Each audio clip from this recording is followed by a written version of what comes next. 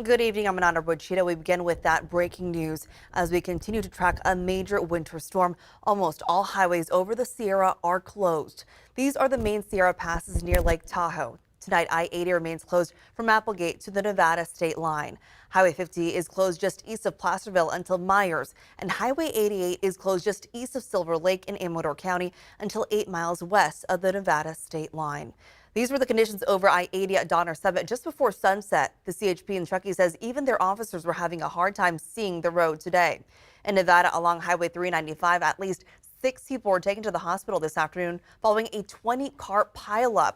Those who were not hurt were taken to a fire station to get shelter. Those in the Sierra remain without power tonight. You can see here fallen trees and even avalanches are concerns. This just in from PG&E. They say crews cannot access Kybers, Strawberry, and Twin Bridges in order to figure out what's causing the power to be out. And this is video from Palisades, Tahoe, just showing how dangerous the winds are in the Sierra. One of the resort's snow groomers was up on the mountain this weekend where they are recording gusts at 100 miles an hour. We have live team coverage tonight. ABC 10 Chief Meteorologist Monica Woods is tracking this major winter storm that is now starting to bring snow to lower elevations. But we start with ABC 10's Van 2 live in Placerville tonight. At that edge of that Highway 50 closure, Van, you heard of more concerns tonight?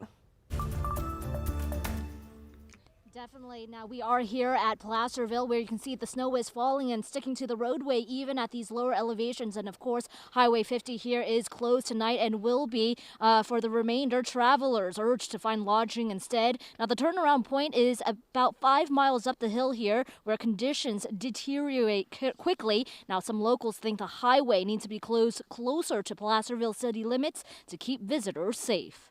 You can probably hear some of the wind and snow. Waking up to several feet of snow, a lifelong resident of the Lake Tahoe area, Jason Rolfe, says this is one of the biggest snowstorms he's seen, showing us his Myers yard even after plowing the night before. We're looking towards Myers here, and yeah, there's a vehicle somewhere under that snowbank.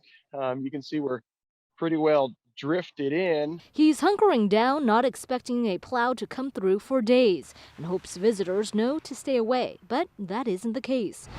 Drivers stuck in traffic for hours, trying to make it through the two major Sierra passes, but I-80 and Highway 50 closed for a second night. Nate Greenberg of San Jose avoided the traffic jam, stopping at the Placerville Rite Aid, ditching plans to take his son to the snow for his birthday. I don't know. I guess Mother Nature has its own plans. Caltrans officials say the storm is causing low visibility, dangerous winds, and snowbanks are blocking emergency lanes. That would mean that emergency responders aren't able to get to any incidents, which is a huge safety risk.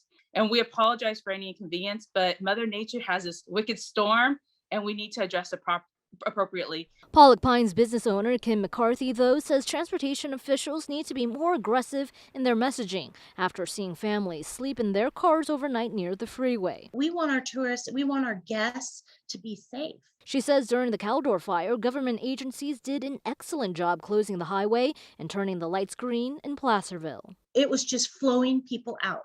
Get out and get away from where the wildfire is. And I don't understand why they don't have that same program in place. They know the snowstorm is coming. They know that people are coming up because it's Christmas weekend. She'd like to see the closures closer to city limits where people have more services, more space to turn around, and in less dangerous conditions. Instead of creating this anxiety and backlog of people who are endangering their lives because a computer is telling them it's okay to keep going this way, or hey, take this side road.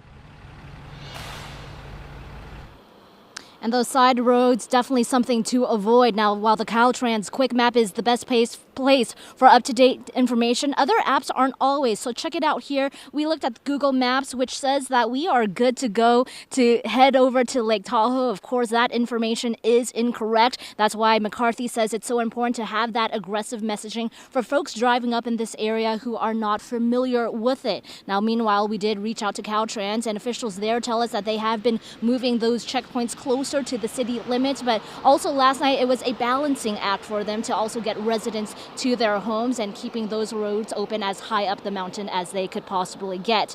But again, of course, I-80 and Highway 50, those major thoroughfares over this year are closed tonight, and they won't be reassessed for reopening until tomorrow morning. All right, thank you so much, Van. We are following more breaking news tonight. This just in from Plumas County Search and Rescue.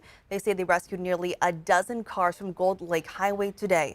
Many were being routed that way by Google and Apple Maps. They say even though roads are closed, they are often not reported in navigation apps, just as Van 2 was stressing in that live report. Meanwhile, in Placer County, the sheriff's office is asking everyone to avoid the Forest Hill area if they can.